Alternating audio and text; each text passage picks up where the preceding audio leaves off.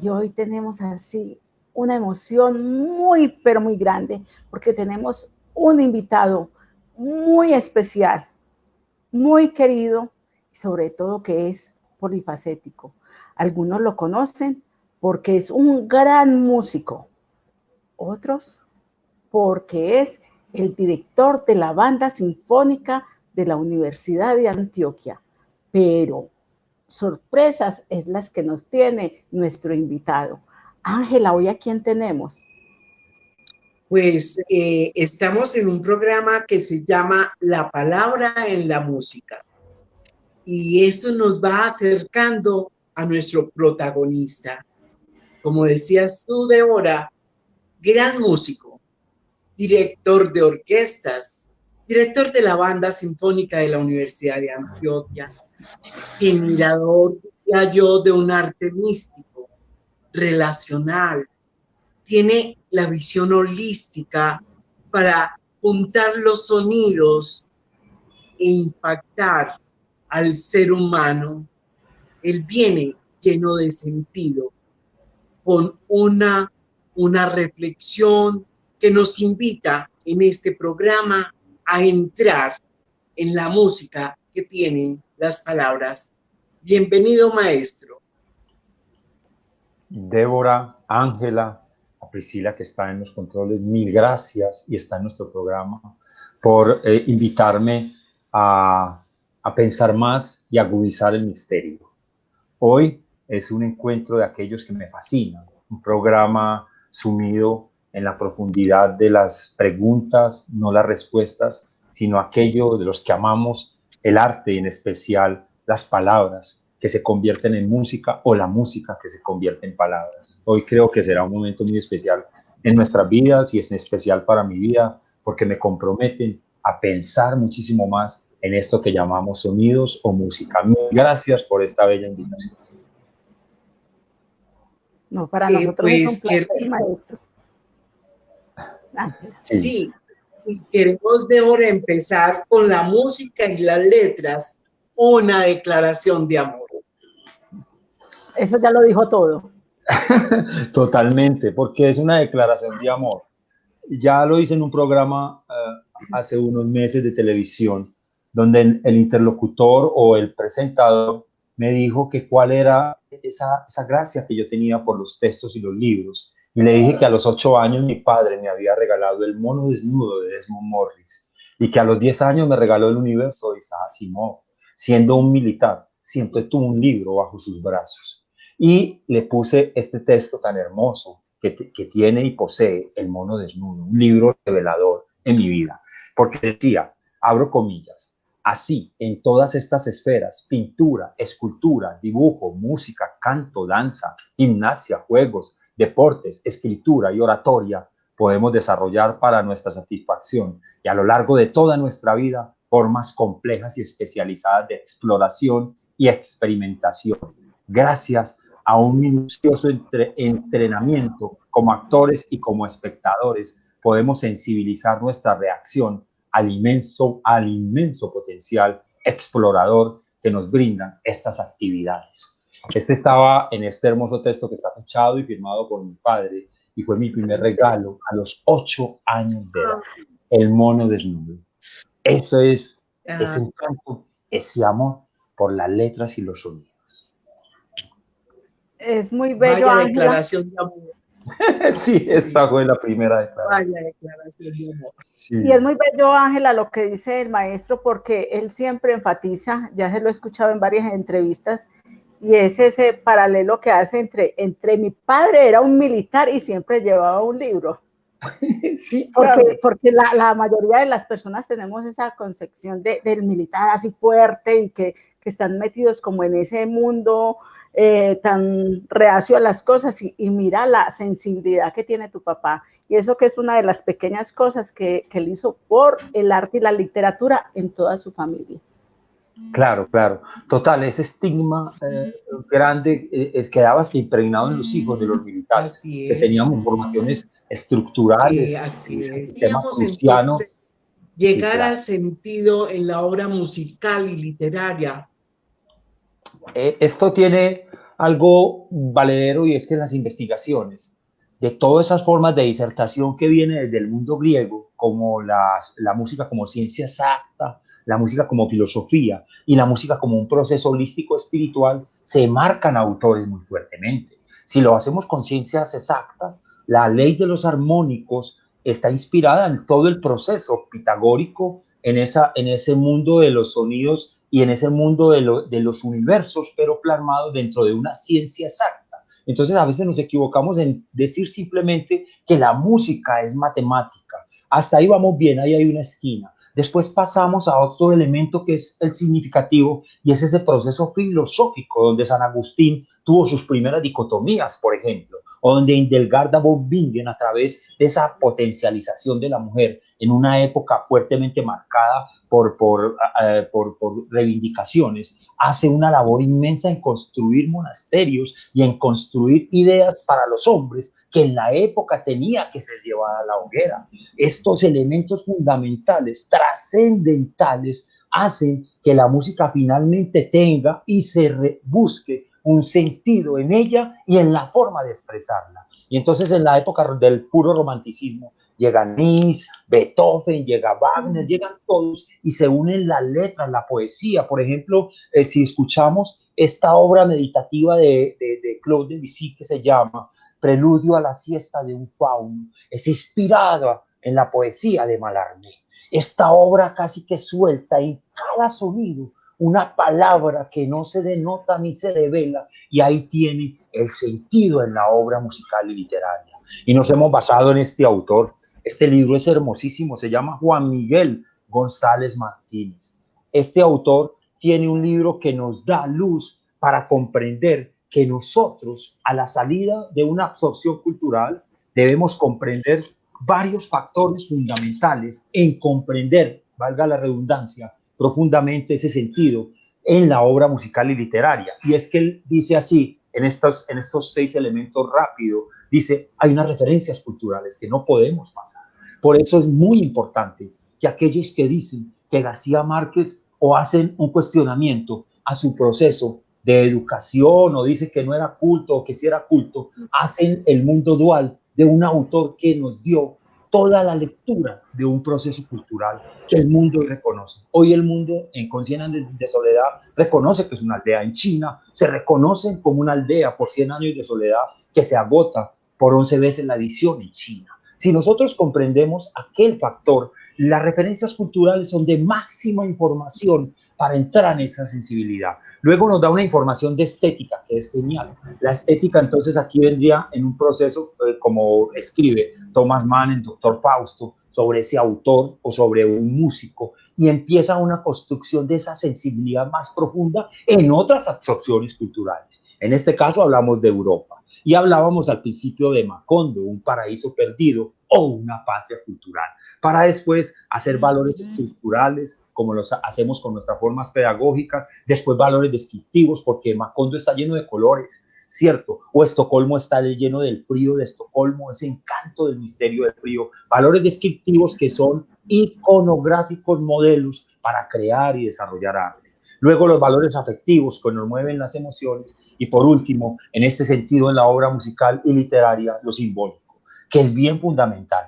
Cuando nosotros, en ese compendio de todos esos factores que son esquinas, nos unimos a una totalidad, creo que no comprendemos no sabemos más, comprendemos un poco, que lo hemos hablado Ángela, Débora, comprendemos un poco esa información sutil que nos llega para engrandecerla, potencializarla y verdaderamente no sentirla, sino dimensionarla en estados que nos generan una cierta libertad y una especie de sosiego a través de lo que desarrolla el arte. En este caso, la música, las palabras y el arte literario. Yo no sé de tú, Ángela, pero yo cada que lo escucho, yo levito. Y yo creo que los que nos escuchan también, maestro, porque es una conjugación de la música, de la literatura y sobre todo de ese arte que nos influye a cada persona y que usted lo une con esa voz maravillosa que en otro programa les vamos a contar sobre esa voz. El sentido en el discurso sonoro. Esto tiene una serie de controversias a nivel de la historia de la música. Desde la música llamada occidental, que se llama la práctica común, el canto gregoriano, yo tengo una maestra que me decía, es atea, y decía, si había que estar en la iglesia para escuchar canto gregoriano, estaré todo el día en una iglesia. Nosotros no hemos podido develar y les decimos una frase que está estigmatizada en todo sentido. La música habla por ella misma. Nicolás Harnoncourt, en su gran libro La música como discurso sonoro, expone un hecho fundamental, y lo hablaba con Ángela en días pasados, un hecho fundamental donde sensibiliza al ser humano a reconocer la historia como fuente potencial de nuestros imaginarios. Entonces, el ejemplo más claro es la Catedral de Sevilla, donde en la cúpula, en el barroco, fue tapada por unos albañiles para poner otra cúpula. Y ahora en el 2003, recientemente, abren, eso se llama un aparato como si se hiciera una endoscopia, con un endoscopio pequeño, abren y descubren que en la cúpula del barroco había una cúpula que era que hacía en el barroco, había una cúpula del Renacimiento, perdón, doy claridad. En este orden de ideas, ellos en ese endoscopio abren y habían 12 ángeles con 12 instrumentos, ángeles gigantes tocando a la Virgen María que estaba en la mitad. Ellos dicen, esta obra hay que recuperarla, una obra perdida. Y se bajó, y después de que se bajó la cúpula del barroco, quedó la gran cúpula que está en la Catedral de Valencia, que hoy es patrimonio de la humanidad, para comprender los factores del arte a través de la historia. Aquí se creó un discurso sonoro, un discurso pictórico, un discurso histórico, un discurso artístico y hasta un discurso papal, porque fue un papa allegado a Sevilla que le dijo a dos pintores italianos del Renacimiento que llegaran para que hicieran una magna obra en una de las catedrales más importantes del mundo, y allí salieron los 12 músicos de la Catedral de Sevilla. Hay exposiciones, en estos momentos hay una exposición cerrada en el Museo de Prado, donde se expone y hace una réplica de esas pinturas, se bajó la pintura, se hicieron los instrumentos con medidas exactas y participó un equipo interdisciplinar de locura, químicos, físicos, científicos, literatos, músicos e ingenieros para crear un proyecto en un discurso que tenía la base la música. Ahí es donde entramos en esa inquietud que ustedes proponen. ¿Cómo creamos, elaboramos, reflexionamos y nos reinventamos? No un discurso sonoro, sino un discurso lleno de gracia que acompañe el arte hasta en las letras. Porque si yo leo un texto cualquiera de Alex Ross hablando de Dubois de los negros, hay unos tambores de África en cada consonante. Hay un tambor de África, como la vocal en el Caribe, la A en Cuba, la A en Brasil, la A en el Caribe de los negros, que es grande, donde la laringe tiene que abrirse y los labios se expanden para que resuene una música que está en las palabras. Ese es el verdadero discurso que nosotros, los que decimos llamarnos músicos o artistas, tenemos que divulgar, que compartir con el otro para que verdaderamente tenga una esencia natural llevada al acto no diferenciado. Aquí ya no hay fronteras de formas diferentes ni formas duales, sino la forma que llamamos no dual. Esa es la reflexión al respecto de los discursos que se entablan o que se proponen con el arte, para que finalmente sea un prolegómeno y el discurso y la dialéctica muere y el arte vive y la palabra vive y no se comprende a veces, pero como decíamos, cuando no comprendo a veces ese misterio, lo potencializo. Esa no comprensión es de un encanto y una exquisitez que parece a uno comiendo alitas picantes. Esa mezcla me supo muy rica. Sí, claro. Esa me acabó de maestro que tengo, parece pues, uno con alitas picantes. Ángela. Estamos en el programa Alma de Artista. Contar la historia es permanecer. Y miren, queridos amigos, esa fascinante manera de llevarnos a la imagen, a la historia y a la música. Yo quisiera que nos dijeras cuál es el mensaje del pensamiento griego. Bueno, es muy importante que los griegos, todos a través, nosotros hablamos de los griegos, pero habría que diferenciar qué aporte hace cada personaje de estos. Se habla de Pitágoras como una corriente, a veces se crea un mito de que una cosa es Pitágoras y otra cosa es una corriente pitagórica que se formó a través de lo que hablamos al principio de nuestro programa. Hay una serie de inquietudes que el mundo dice que es que la música es matemática. Pues claro, en esa ciencia exacta Pitágoras hace el gran aporte y para nosotros lo que en esta época se llama mundano, para ellos se llamaba lo humano trascendiendo a algo muy elevado. O sea, entonces los conceptos de la absorción cultural y de la época deben comprenderse para que salga esa comprensión, valga el juego de la palabra y la redundancia, de esos estados. ¿Y por qué los griegos? Porque nos dan una luz interesantísima. Entonces, empecemos al revés, o sea, empecemos desde el final. Aristóteles ya dice que la música que entra pone unos procesos estéticos regulados bajo la forma cognitiva para entender que no es tan elevado el sistema ni elevarnos tanto, sino que por el oído entran unas razones que tienen un significante muy grande. Después, Platón hablaba ya de las emociones y en esos estados están los modos, el que para eso se van traduciendo los modos griegos, los modos gregorianos y ahora los modos actuales que se utilizan en la música jazz y en músicas de hoy. O sea que ahí hay una historia muy compleja de entender y una de los tratados o la tratadística teníamos que llevarlo, como dice un maestro, a una casuística muy profunda porque ellos nos van a develar en la República, en todos los textos griegos nos van a develar el poder trascendental de la música para la sociedad. Y lo traemos al día de hoy y lo comparamos o hacemos una comparación con Finlandia, que en el 2015 aproximadamente hace su prospecto educativo para el 2020. Y ellos seleccionan el arte, la música en especial, y el arte y el deporte como formas fundamentales de educación para que las otras herramientas y habilidades y aprendizajes se adapten a esos modelos que tienen que ver con el arte y con el deporte, porque en esas traducciones ahí ya llegan procesos de sensibilidad, porque cuando ustedes miren a la cúpula de la Catedral de Sevilla y van los 12 ángeles, hay un asombro, una novedad y una capacidad inmensa de despertar la sorpresa, cosas que se nos ha perdido en el mundo actual. Entonces, en ese orden de ideas, este universo se amplía y los griegos son el marco referencial de salida para comprender la música. Damón existía, ya hablaba sobre una sociología de la música, la importancia de la música en la sociedad.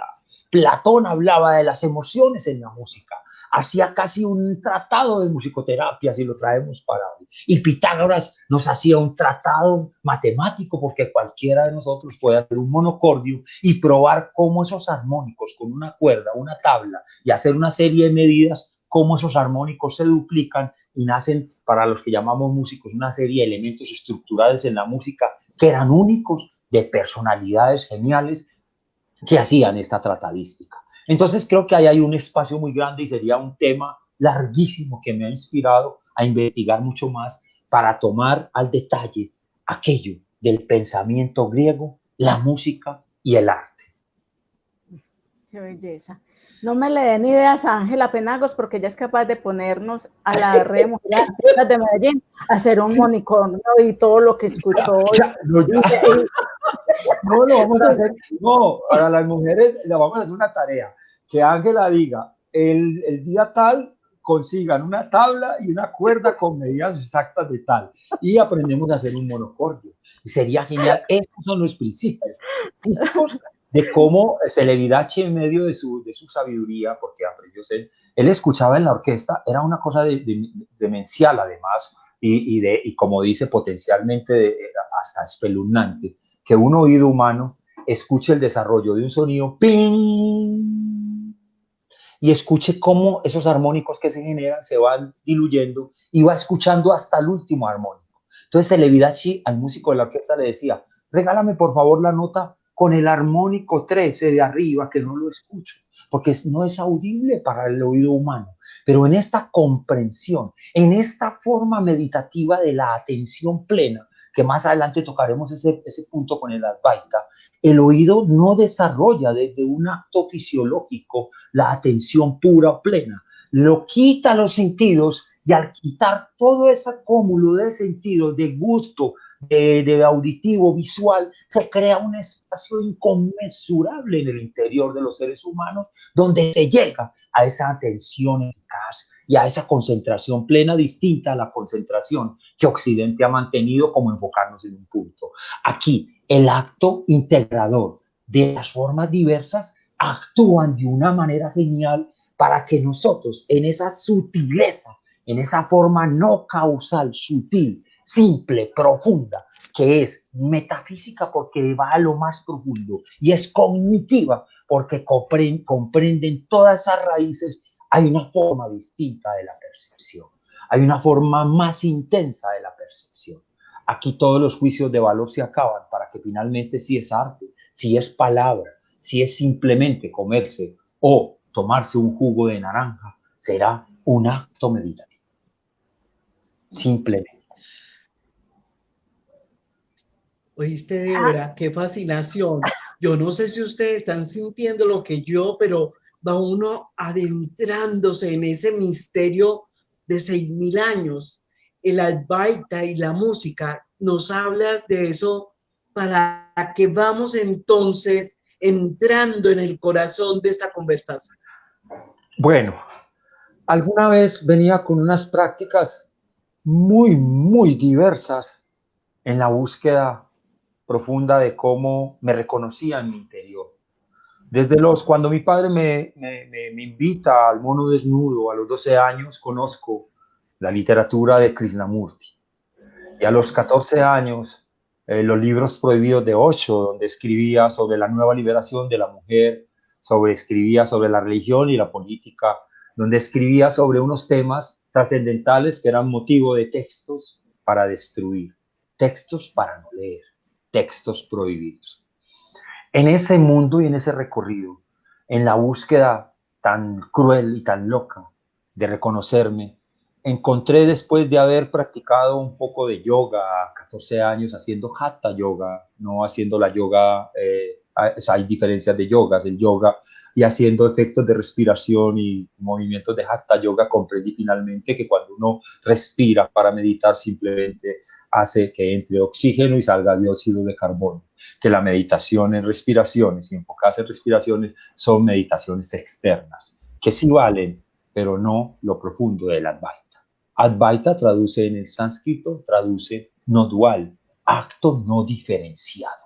Y en ese acto no diferenciado, ya la palabra como on, que son palabras de 5.000, 6.000 años, hay cuestionamiento de cómo nosotros, al no tener ni un linaje, ni un dogma, ni un ritual, se reconstruye el valor profundo, no de crear potencializaciones de sentidos protagónicos, sino la diferencia contraria que es la despersonalización para todo lo que hemos hablado entre en una dimensión tranquila de quitar el sujeto, de quitar el yo, los procesos egoicos y el individuo para que cualquier actividad en nuestra vida nazca como no dual, como no diferenciado, como un acto que crea el viveka, una palabra hermosa con la K al final que traduce simplemente la capacidad de discernir, la certeza que elimina cualquier factor de duda, de culpa o temor en la reivindicación de cualquier ser humano en cualquier territorio que él exista.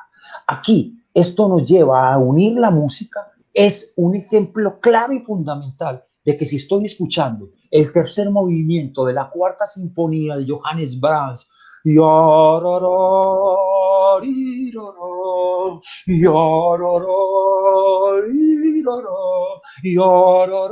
si estoy escuchando eso, obviamente al no hacer acto diferenciado de que está bonito o feo, que es una herencia griega, y aquí peleo yo con los griegos, en la herencia griega de lo trágico, de lo bonito, lo feo, lo bueno, lo malo, se quedaron las diferenciaciones para el mundo occidental. El Advaita lo que propone es que esa herencia sea mediada a través de un acto no diferenciado, de un acto Advaita, para que esa no diferenciación verdaderamente sea un hecho terapéutico en lo más profundo de nosotros. Aquí ya hay casi una terapia, entonces si yo no hago esas diferenciaciones escuchando, ¿por qué me pega? ¿Por qué me pega, mamita? Y viendo el gesto de la Etelvina moviendo sus brazos y moviendo su cuerpo, esto es un acto no diferencial.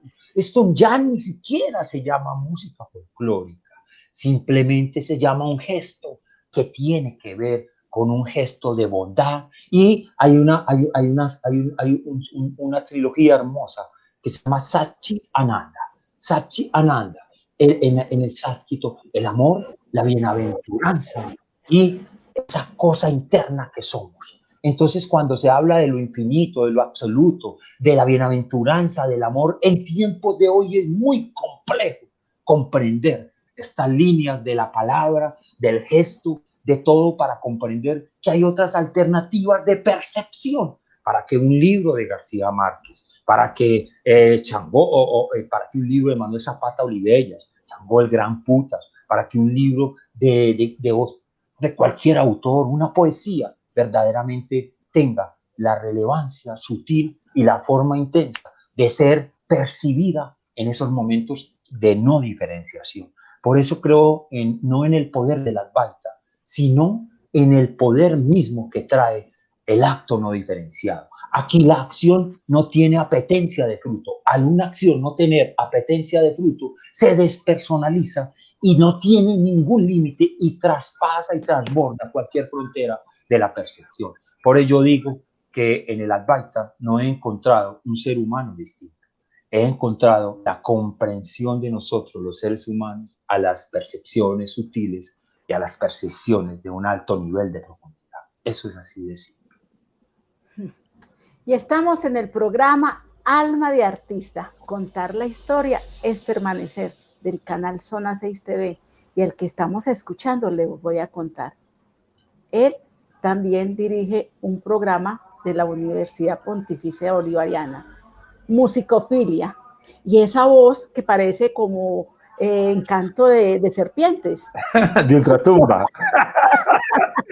No, que fuera eso, no, él va hablando de ultratumba. Y lo va envolviendo y lo va envolviendo, y es esa maravilla. Mire, lo que usted dice, maestro, del sonido que ayer vi una conferencia muy interesante con usted, y que todo suena, que usted a usted le suena la literatura, a usted le suena el arte, a usted le suena el fútbol, a usted le suena Macondo. ¿A qué suena Macondo? Uy, Macondo es la misma palabra. Miren, ahorita Angelita y Débora, ahorita hablábamos de la resonancia de la palabra, ¿cierto? Cuando García Márquez escribe sus primeros textos en España, le dice, esta palabra aquí no va porque tal, y empiezan con una serie de estructuras. No comprendían que esa literatura nacía de una patria cultural autónoma. Las patrias culturales son diferentes a las patria-nación. Entonces, si el corregidor llega a Macondo a corregir las situaciones de Macondo, en Macondo le dicen que él no tiene que ir a hacer nada ya, porque en Macondo todo está corregido. ¿Cierto? Todo en Macondo está corregido. Al ser patria cultural, todo lo que nazca de esa patria cultural se debe proteger intensamente, hasta en una palabra. El Macondo es una palabra resonante. Si yo puedo traducir esa palabra en sonidos, me da tambores africanos. Macondo, putucumpacum, Macondo, putucumpacum, Macondo, putucuntacu, Macondo. Sobre esa construcción, cualquier texto que tome de García Márquez, de Manuel Zapata Olivella, de David Sánchez Julião, la gracia que tiene ese paraíso perdido del Caribe, muy similar al paraíso andaluz, que ya ustedes han visto cómo podemos reconstruir una idea del flamenco y el Caribe colombiano para lo que hemos visto, nos da una gracia infinita. Pero hay una persona que yo creo que es mitad hombre y mitad, y una especie no de Dios, sino un mito que no es hombre ni es nada, sino un mito en el imaginario, no del Caribe, sino del mundo. Y les tengo que hablar que las invenciones de Melquiades en el Macondo tenía un locutor anunciador profundo que a veces los García Marquianos no han podido comprender y muchos de nosotros no hemos podido comprender. ¿Quién le dijo a García Márquez toda esa historia? A través de noticias de la vida cotidiana, García Márquez narró historias. La mala hora, una historia narrada de un asesinato. Entonces dice así muy jocosamente que alguna vez le preguntaron a su madre sobre 100 años de soledad y preguntaron, ¿usted qué opina de esa obra que escribió su hijo? En la jocosidad de los costeños decía ella, eso es un embustero, eso se lo contaron, ¿cierto? Entonces, Son de embuste. sí, es un embuste. Entonces, en eso, aquí está la raíz fundamental, en esta edición de este bello libro, esta edición de 100 años de soledad que ustedes aprecian, donde está la introducción de Mario Vargas Llosa, todo. Tengo a muchos que eran contrarios de García Márquez, que hoy me dicen, oíste negro, nos has hecho leer 100 años de soledad de nuevo, porque no es el comunista. Ahí hay un acto diferenciado, ahí hay un acto dual. En el acto no diferenciado no vemos el comunismo de García Márquez, vemos la semblanza de un autor impresionante que narró las historias y las costumbres de un territorio encantador que hoy la UNESCO lo promueve como patrimonio inmaterial de urgencia de salvaguarda de la humanidad, el vallenato. Y en ese vallenato hay un hombre tremendísimo que es Francisco el Hombre. Y en la página 64 de este texto devela toda la narrativa que tiene el primer Macondo como fuente documental primaria, no aquella reflexiva. La fuente documental de origen es las costumbres de un territorio sabanero, de un territorio del mar y de un territorio de las riberas y los ríos para llevar en esas costumbres sonoras, psicogeográficas, obras monumentales como 100 años de soledad o sobre el gran río Magdalena, esa gran obra donde el amor olía a viejo, el amor en los tiempos del cólera. Entonces aquí hay esta narración tan importante que siempre la nombro, la digo y la seguiré nombrando por toda mi vida. En la página 64, abro comillas.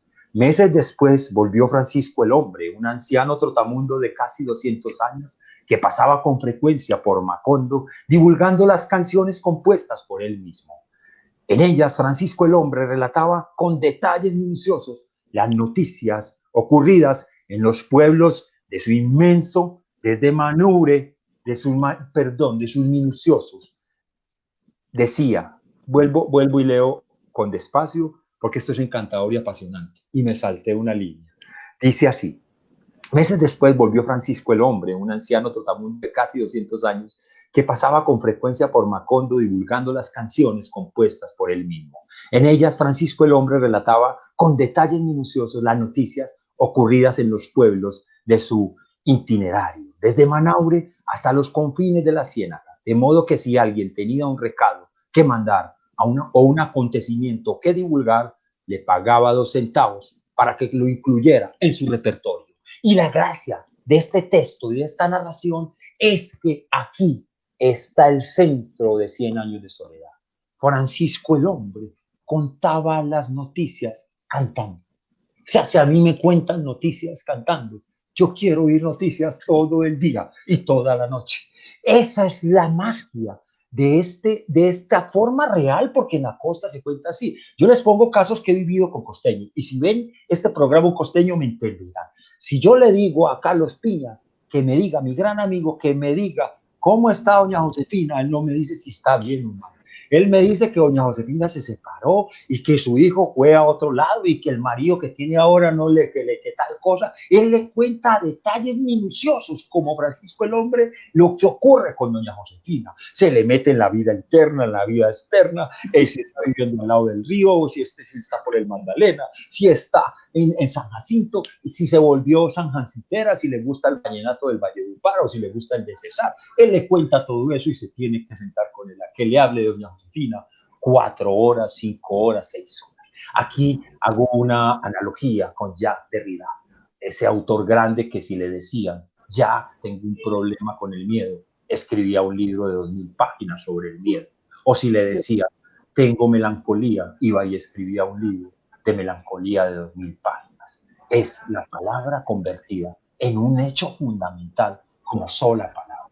Entonces Mallarmé se inspira en eso y no tiene aquí la rima ni el verso. Aquí lo que viene es la misma sustancia vital de la misma palabra. Hoy el sol oscurece mi estado. Hoy el sol tapa la luna para que el sol no brille, sino que mi alma dé una luz de esperanza ante ese sol. Sol que oscureces, luna que brillas. Todo esto es la fuerza de la palabra. Aquí no hay un acto diferenciado. Y en la inspiración de Mallarmé nacía entonces Preludio a la siesta de un fauno en la revolución interna que hacía Claude Debussy para revolucionar aquella música que venía estigmatizada en la llamada práctica común.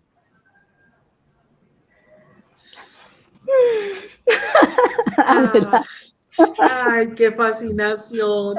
Oiga, nada tan seductor, Débora, como escuchar historias, entrar en la... Imagínense estos cantores que iban, juglares, que se iban de pueblo en pueblo, dando las noticias cantadas. ¡Ah, qué maravilla ese Francisco el Hombre! Pero, óigame, vamos a dar un salto cuántico. Porque vamos a pasar de ese vallenato, de este sabor, yo quisiera saber cómo la música como ciencia exacta, filosófica y espiritual, como un discurso sobre la completud. Háblanos como eso que viene a unir la música. ¿Cómo lo logra? ¿Cómo es eso? Bueno, cuando hablo de un hecho pitagórico como matemático y entonces empiezo a hablar en la forma teórica musical, podría hacer un análisis de que un acorde, do, mi, sol, do, di, do, ese acorde do mayor, y que si le voy a la tercera y la bajo unos semitonos, es menor, y que si la pongo o la quinta, una más abajo en esos armónicos que se van generando en un acorde o en una nota, voy generando una serie de hechos físicos en la música. Y entonces ahí en esos hechos físicos empieza una serie de discursos de la creación de los armónicos y empieza que los armónicos son los sonidos que se generan a través de pulsar un sonido. Entonces si hago en el monocordio esto, ¡ping!, lo que hablábamos ahora me va generando una serie de sonidos que el oído humano a veces en todo este cúmulo de información pues obviamente no alcanzamos a percibir. En ese estado se metió Pitágoras, pero Pitágoras en esa ciencia exacta sí puedo mirar la música como una verdadera ciencia exacta.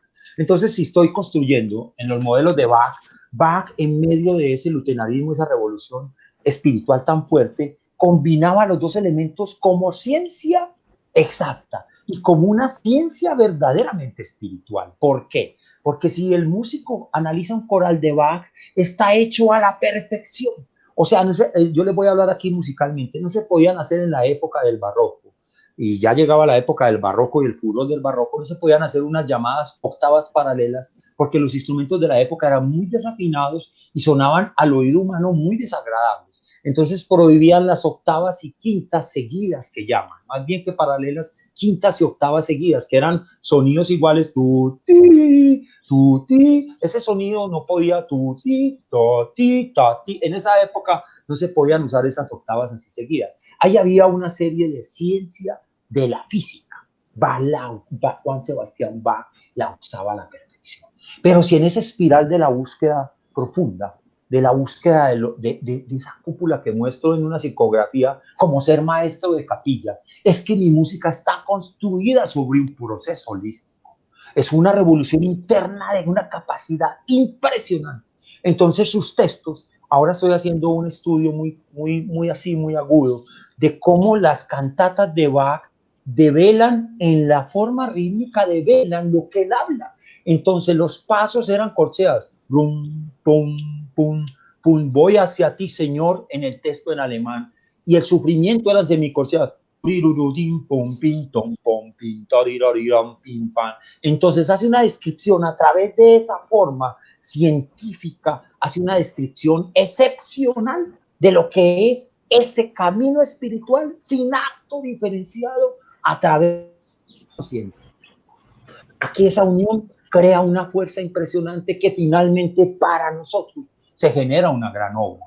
En los estudios de la música del cerebro, de tu cerebro musical de Sting, todos los aparatos que ponen para la investigación dicen que su cerebro reacciona cuando le ponen 5 estilos de música, le ponen Roxanne, le ponen clásica, música ambiental, y en la música ambiental su cerebro no reacciona. Cuando le ponen Juan Sebastián Bach, el cerebro oxigena intensamente. Y cuando el estudioso Daniel Levitin, que es uno de los primeros pioneros en el estudio de la música y el cerebro, a través esto se llama a través de resonancias magnéticas nucleares funcionales en tiempo cuasi real, Sting manifiesta y le preguntan, ¿por qué se activó tanto en Juan Sebastián Bach? Digo, porque es la música que más amo, y es lo que más amo, escuchar a Bach. Miren qué interesante esto, ya nos da una luz, que la neurociencia se aprovecha de elementos fuertemente marcados de un camino espiritual, como es la música de Bach, y los invito a todos los que nos ven a que vean una cantata de Juan Sebastián Bach y traduzcan del alemán, porque les va a parecer, Señor, iré hacia tus pasos, Señor, el sufrimiento tal. Ese es el título de esas cantatas. Y cuando vienen aquí, hay unas armonías, por ejemplo, en la Pasión según San Mateo, cuando dice, todo se ha consumado. Juan Sebastián Bach utiliza un acorde brumoso, un acorde no de música científica, ni do menor, ni disminuido, ni mayor, ni aumentado, ni nada de esto. Utiliza un acorde de todo se ha consumado, brumoso, oscuro y humanizado. Eso es verdaderamente algo genial. Ahí ya no puedo yo escuchar un do menor, tengo que escuchar en el texto de la cantata o de esta gran obra de la Pasión según San Mateo, cuando el texto dice todo se ha consumado, ese acorde. O cuando el coro, que es policoral, responde, cuando dice seré yo Señor, seré yo Señor. La época del barroco no podía hacer nunca impares, o sea, en la música siempre se acostumbran los pares, 8 compases, 4 compases, 16 compases, 12 compases, 32 compases, 42 compases, 40, todo en par. Y Juan Sebastián Bach, en esa respuesta de esa obra, hizo 11 compases, un número impar. Y miren qué gracia. ¿Por qué se sale de las formas canónicas Juan Sebastián Bach? Claro, eran 11. Seré yo Señor. No contó a Judas, no lo contó. En la música puso que no estaba Judas. Ahí no podía estar Judas. Hizo en el responsorial de un coro, invito al público y los invito a ustedes a que vean una de las obras más grandes que ha dejado el legado de la música en toda la historia. La Pasión según San Mateo de Juan Sebastián Bach. Ya en Musicofilia hicimos un análisis de esa pasión y es verdaderamente que aquí, ya cuando hablábamos con la pregunta de Ángela, que la recuerdo, díganos cómo una ciencia exacta, una ciencia filosófica o una ciencia espiritual holística, ella finalmente lo devela todo en un solo instante. Eso es la música, eso es la música, eso es la palabra, eso es la literatura, esa es la poesía, esas son las formas sutiles de percibir. A nuestros televidentes de Alma de Artista le tenemos una noticia. Después de este programa va a haber un examen de todo lo que han escuchado. No, me hacen ustedes acordar que cuando empezábamos Musicofilia, Débora, no me trate así, cuando empezábamos Musicofilia, muchos oyentes me decían, yo cocinaba con Musicofilia. Entonces después decía, no, yo ya no cocino con Musicofilia, cogí un lapicito y lo puse al lado de la estufa. Yo, me dejaste, ya no cojo ni lo tengo al lado de la estufa, cogí lápiz y papel y estoy sentado aquí en una silla y hay gente que me ha manifestado que cambió la misa del domingo a las 12 para quedarse en Musicofilia.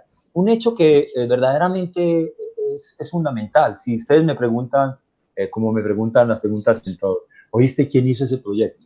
No se sabe. Ese proyecto es un proyecto de voluntades. Entonces, cuando la despersonalización se hace sin modestias, sin falsas modestias agregadas, ocurre algo en el interlocutor, en el otro, en la comprensión por la belleza del otro. Hay un libro paraguayo hermoso, que no recuerdo el autor, que se llama La belleza del otro.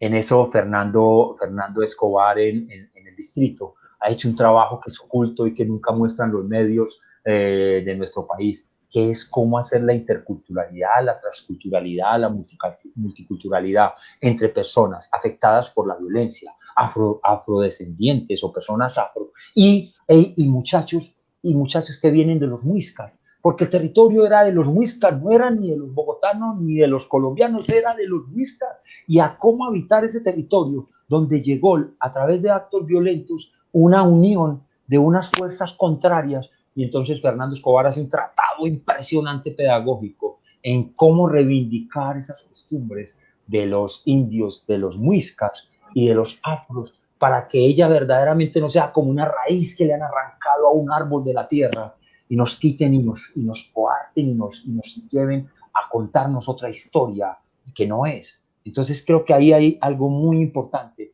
en ese elemento de lo de musicofilia, despersonalizarnos para que todas las voluntades actúen y en una malla curricular o en un currículum oculto nosotros detectemos verdaderamente qué nos dicta el otro.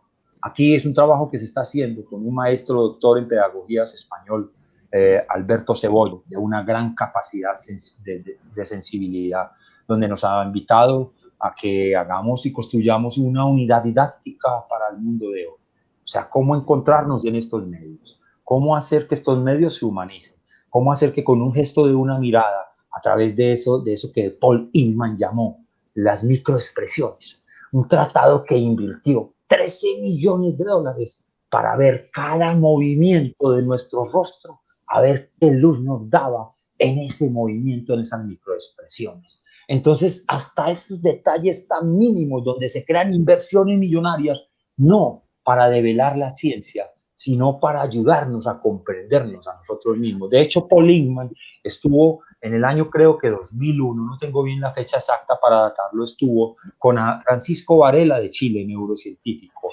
Daniel Goleman, periodista norteamericano y creador creador de una idea muy interesante de la inteligencia emocional. Estaba Paul Inman, estaba Richard Davidson y estaba el Dalai Lama. La ciencia y la espiritualidad unida para dejar finalmente un gran texto que se llamó o que se llama Las emociones destructivas, una mirada neurocientífica y budista a través de las 80.000 emociones que reconoce el mundo o el universo budista, y que nosotros en 3 emociones de ira, alegría y deseo, nosotros en esas 3 la tenemos reducida. Por eso mi reflexión hacia unas miradas más amplias del camino oriental para occidentalizarlas de una manera muy contundente y no tergiversar la idea en falsas traducciones, porque allí hay un misterio impresionante, las 1001 noches, todas las obras que nacen a través de este gran material. Estoy también haciendo un trabajo de investigar de cómo se unió el Oriente, la música, la palabra y todo este contexto, y cómo Occidente ha asimilado ese otro encuentro que ha sido diferenciado a través del mundo griego. Creo que ahí hay una tarea también grande y esperamos tener como Matusalén unos 500 o 1000 años para poder desarrollar estas ideas.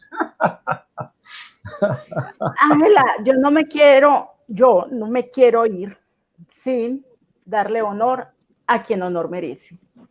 Él no quiere que hablemos de él, pero la gente tiene que saber que desde que conocimos al maestro Fernando Pavón, no hemos sino tenido su sabiduría y su bondad.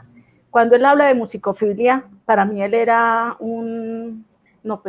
era mi héroe, y yo soy de las que cocino con musicofilia. Muy bien, porque esa es la hora, entonces, y siempre lo escuchaba y esa voz me envolvía. Un día en Conversarte, que siempre agradeceré ese momento, en el Radio Zipa Estéreo del Círculo de Periodistas y Comunicadores Sociales de Antioquia, con Abraham Umbarila Saavedra, su director, invitamos unos personajes, pero en ese momento yo no tenía muy claro quién eran los personajes.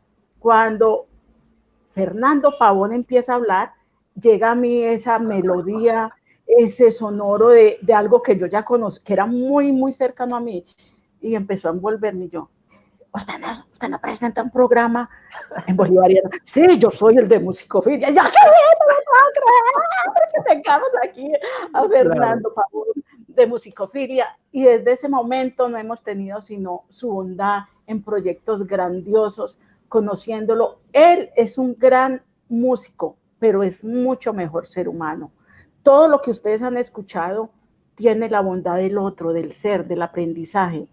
Y también hay un proyecto muy hermoso que no nos podemos ir sin hablar de él, que es música y palabra en los tejidos sociales. Tocaron ustedes un punto que me pone todos los días en un compromiso más grande. En el 2017, haciendo un paréntesis, creo que este color que me cobija y este cruce de pelo indio, como me pueden ver, una piel morena, la piel majagua, ¿cierto? Tan extraño todo, cruza un país, el país de los negros, el país del mulato, el país del mestizo, el país del blanco, todo está aquí marcado en este cuerpo o en este instrumento que la divinidad nos ha dado. En esta orden de ideas, en la declinación de los verbos, nuestro sistema recomienda declinar los pronombres posesivos y declinar el lenguaje para hablar en infinitivo. ¿Por qué hablo en infinitivo? Porque cuando ustedes me tocan este tema, hay algo especial, y voy a hacer un paréntesis para tomarlo rapidito. Hay una señora que nos vio en el Colombo Americano en una de nuestras conferencias y dijo así públicamente, muy duro, con unos asistentes, no sé si ustedes estaban ese día, que no quería imaginar que yo era Fernando Pavones, que hablaba en Radio Bolivariana, que ella creyó que era un mono de ojos azules, muy bien parecido, y de lentes, con una cara de intelectual muy bien marcada, que no quería imaginarme así. Yo le dije, te puedes ir para Estados Unidos donde vive y sigue imaginando tu mono, no hay ningún problema.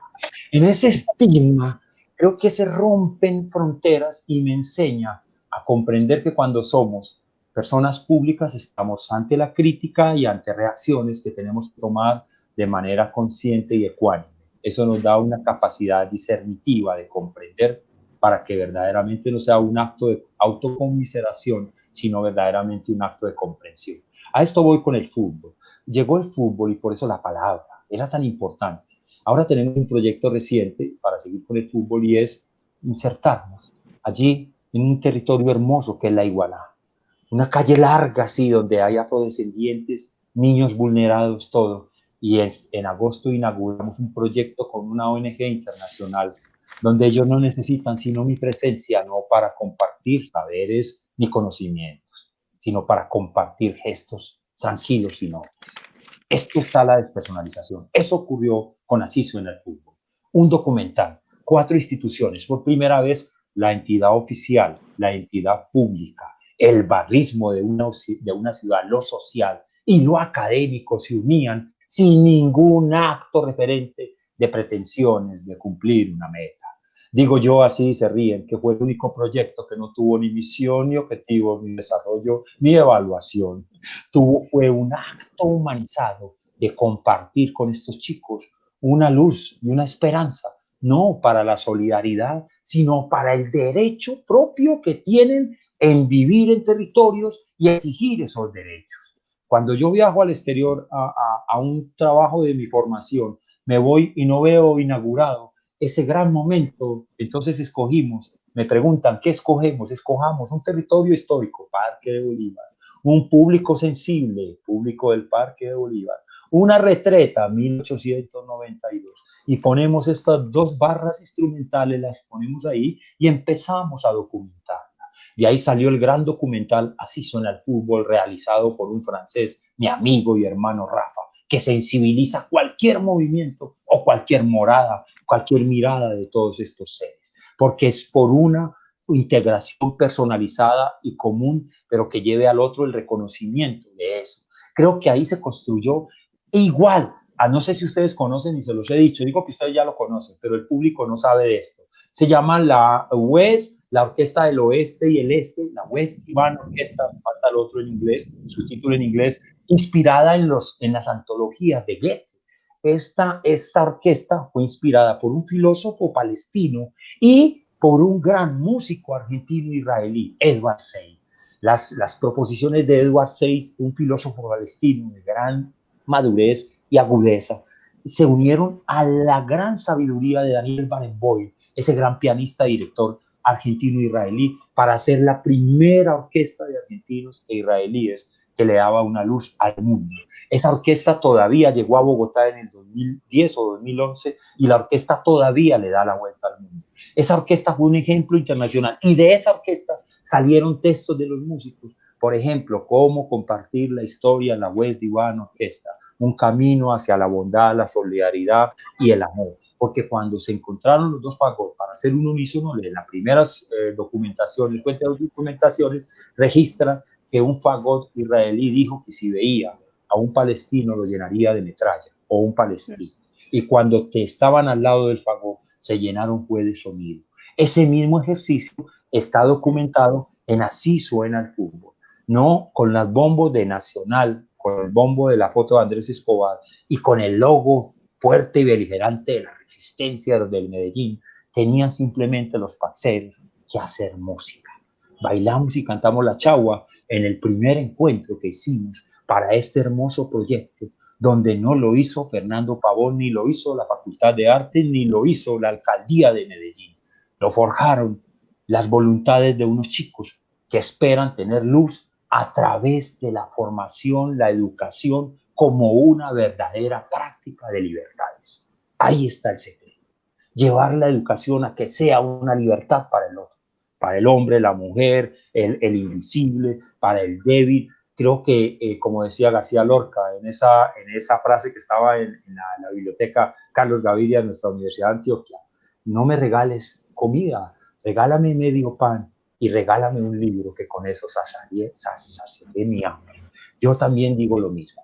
Regálame un libro o dos libros que yo después, mañana o pasado, me comeré el pan y recibiré los 160.000 pesos de la solidaridad. Regálame formación y educación, no regálamela. Dámela como un derecho fundamental humano que ahí está en la educación.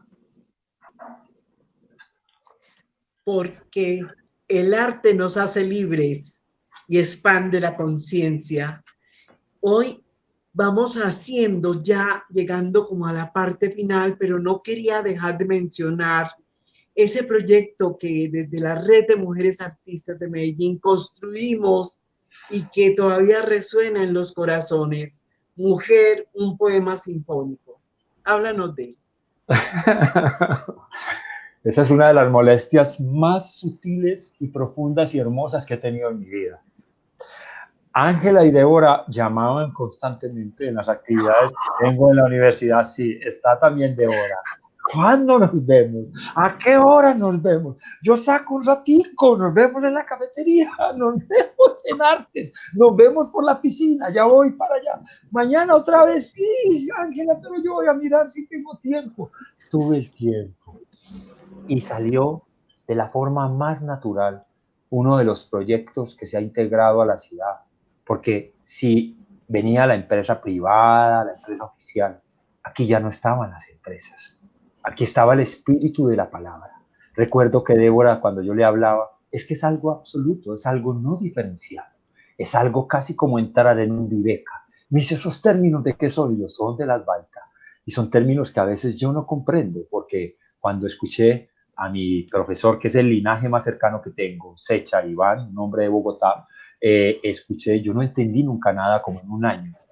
O como ver la ética de Spinoza, que es un libro maravilloso porque lo tengo hace 12 años y no lo he podido entender, pero sigue siendo maravilloso. Ángela y yo así hicimos esas reuniones, Ángela y mí, declinando el yo, Ángela y mí hicimos las reuniones para construir uno de los proyectos más significativos que tenían y que poseían la cualidad de la palabra hecha música o la música hecha palabra, para no hacer el acto diferenciador. Se forjaron a través de obras creadas como Juana de Arco, se crearon con el lejano azul, que tomó el nombre, se forjó una actividad sin palabras y que quedaba inefable, era inconmensurable y no se podía determinar qué actividad fue eso.